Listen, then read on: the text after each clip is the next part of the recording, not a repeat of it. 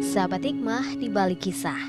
Tepat 14 hari dari pencarian awal, jenazah Emeril Khan Mumtaz alias Eril, putra sulung Gubernur Jawa Barat Ridwan Kamil ditemukan di bendungan Swiss. Ridwan Kamil juga bersaksi kondisi jenazah Eril saat ditemukan utuh dan mendebar harum eukaliptus, meski sudah tenggelam selama 14 hari di Sungai Are. Kondisi jenazah Eril utuh karena suhu dingin air sungai. Ketika diangkat dari sungai, tubuhnya setengah beku. Prosesi memandikan jenazah dilakukan segera setelah Ridwan Kamil tiba. Sementara keluarga dan ibu Eril, Atalia, melakukan video call dengan Ridwan Kamil setelah prosesi memandikan jenazah. Eril tenggelam saat berenang di Sungai Are, Bern, Swiss pada 26 Mei lalu. Kedatangannya bersama keluarga ke negara tersebut untuk menempuh kuliah S2. Sepekan lebih, Ridwan Kamil dan keluarga terus mengikuti proses pencarian sang buah hati, hingga akhirnya harus kembali ke Indonesia. Kini jenazah Eril sudah dikebumikan dengan tenang.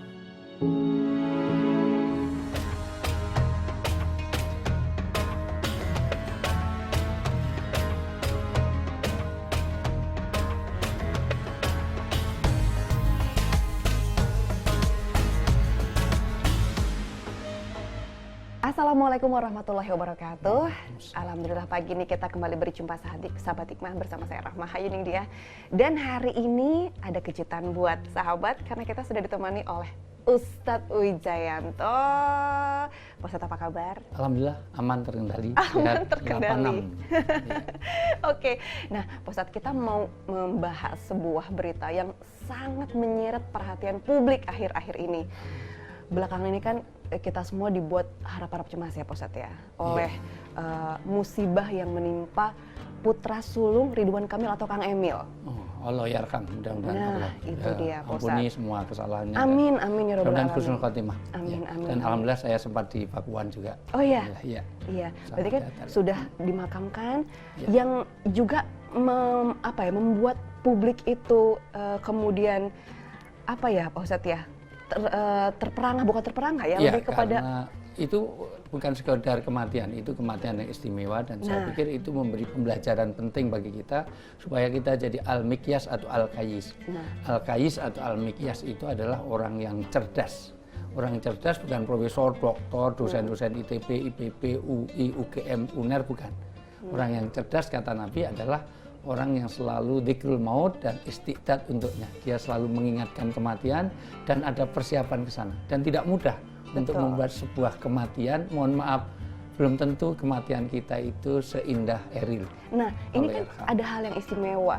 Ya. Jenazah almarhum ditemukan dalam keadaan utuh Ya. dan kabarnya dikabarkan menebar wangi. Ini kan salah satu yang pernah saya dengar, ini salah satu tanda kalau ini berarti ada yang istimewa.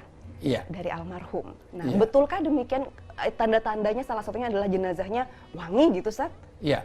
Pertama kalau bau wangi itu relatif ya. Yang penting adalah kematian yang baiknya dulu karena dia termasuk syahid. Ya.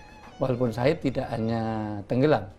Paling tidak ketika sahabat tanya kepada Rasulullah, ya Rasulullah, bagaimana kematian syahid? Malah justru yang bertanya pertama Rasulullah, kamu tahu siapa yang matinya syahid? Ya semua sahabat nyebut orang yang perang fisabilillah untuk menegakkan agama dalam kebenaran. Nah, kemudian siapa? Ya nggak ngerti. Nah, akhirnya Rasulullah mengatakan tidak hanya itu, orang yang kena musibah taun. Taun itu penyakit menular termasuk orang yang COVID-19 ini. Karena dia wabah. Iya, karena wabah. Artinya kematian syahid itu dihadiri malaikat. Ya semua kematian pasti hadir malaikat, tapi tidak banyak. Yang pasti hadir ada Israel, yaitu Israel pasti datang karena untuk mencabut. Tapi kalau syahid itu adalah para malaikat, malaikat tanda kebaikan. Makanya orang baik yang datangi juga kebaikan. Artinya malaikat-malaikat. Kalau yang datang setan berarti itu tidak baik. Karena setan dan malaikat itu opposite. Ya, itu. Yang kedua, orang yang mati tenggelam. Tenggelam termasuk Allah yarham, mudah-mudahan Eril termasuk di dalamnya. Dan yang ketiga, orang yang melahirkan. Keempat, orang musibah bencana-bencana alam. Itu termasuk syahid. Fisabilillah. Artinya syahid itu artinya dipersaksikan oleh malaikat kebaikannya. Karena jelas kematiannya tidak di dalam dugem, tahu dugem ya, naik bajai itu loh, duduk gemetar luar biasa itu, mati tidak di dalam keadaan narkoba atau sedang selingkuh atau sedang apa. Nah, jelas dia kematiannya baik. Artinya maka malaikat datang. Nah, kedatangan malaikat itu menunjukkan dia syahid. Maka syahid artinya malaikat hadir. Dan yang kedua, dipersaksikan kebaikannya. Nah, itulah tunjukkan. Makanya Nabi bersabda, ini tolong perhatikan, ini sabda Nabi. Nabi nggak pernah bohong. Yang biasa bohong itu bukan Nabi. Itu politisi sama pejabat sama host. Aduh, mohon maaf, gimana tadi yang terakhir siapa, Ustaz? Oh, sorry. Aduh. Campers juga sebagian ya.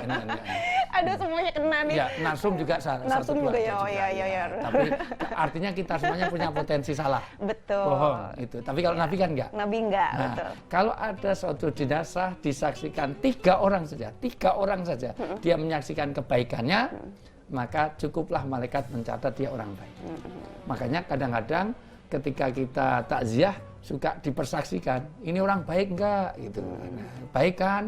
Semua yang katakan baik itu untuk membuat, walaupun tidak ada syariat harus begitu, tetapi menunjukkan betapa. Dan ini bukan 3 orang, bukan 3.000, bukan 3, bahkan 3 juta, bahkan 30 jutaan. Dan luar biasa. Dan ketika saya untuk bikin doa bersama sehari sebelum kepulangan Eril, itu orang berjejal begitu rupa. Dan mohon maaf, saya ngiri. Saya nangis bukan apa-apa. Kita belum tentu seindah Eril untuk dipanggil itu. Dan Eril orang baik kenapa? Bukan koruptor jelas. Bukan orang yang pecandu, bukan. Bukan orang-orang yang insya Allah ya usianya, dosanya belum sebanyak saya lah, ya, belum sebanyak kita Rahma lah, gitu maksudnya. Artinya dari sisi ini sekali lagi, ini satu hal di mana ciri kematian kebaikan adalah dipersaksikan kebaikan. Dan ini juga tidak lepas dari amalan sebelumnya. Nggak mungkin tiba-tiba cabut dalam kondisi seperti itu. Pertanda orang baik itu pasti ada amalan-amalan baik yang sebelumnya. Itu kematian. Kematian yang baik tidak harus baru nyawangi. Padahal dulu zaman sahabat juga ada orang yang mendahulukan Allah dan Rasulnya, mendahulukan kebenaran, kebaikan, namanya Jalabib. Singkat ceritanya, Jalabib ini sedang berhubungan suami istri, pengantin baru, di tengah-tengah sahabat Jalabib, Allah yarham ini, radhiyallahu an ini, di tengah-tengah dia sedang berhubungan suami istri, ada panggilan jihad karena Madinah diserang musuh. Tiba-tiba diserang musuh, mendadak, maka dia pergi perang. Pergi perang dalam keadaan masih junub, belum mandi besar. Maka begitu meninggal, maka dilaporkan, ya Rasulullah, ini Jalabib ini mati dalam keadaan junub, belum pernah sempat mandi besar. Maka Rasulullah melihat, tiba-tiba begitu melihat jenazahnya, Rasulullah langsung berpaling.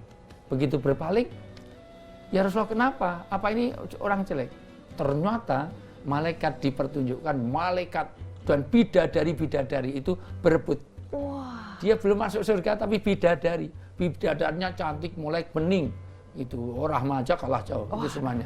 Nah, maka ketika berebut itu, maka tersingkap. Tersingkap pahanya ini, maka Rasulullah malu untuk melihat itu. Nah, Rasulullah beda dengan saya. Kalau saya mesti melotot semuanya itu. Maka tersingkap. Artinya apa?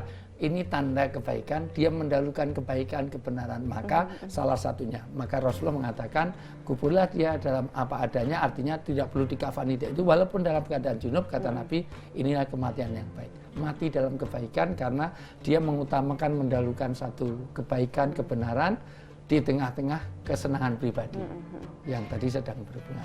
Mudah-mudahan itu menjadi juga akhir hidup kita ya. Amin, ya? amin. Mati dalam keadaan baik. Nah, dan sekarang, mudah-mudahan kita siaran gini, mohon maaf, ini kan bagian menebarkan kebaikan. Ini juga mati dalam keadaan baik. Amin.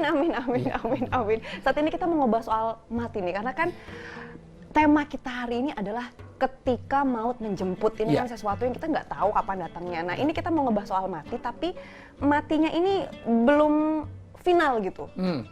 Namanya mati suri kalau kata orang-orang istilahnya. Nah, sebetulnya bagaimana Islam memandang mati suri? Kita akan bahas ini usai jeda. Sahabat Ilmunya kemana-mana.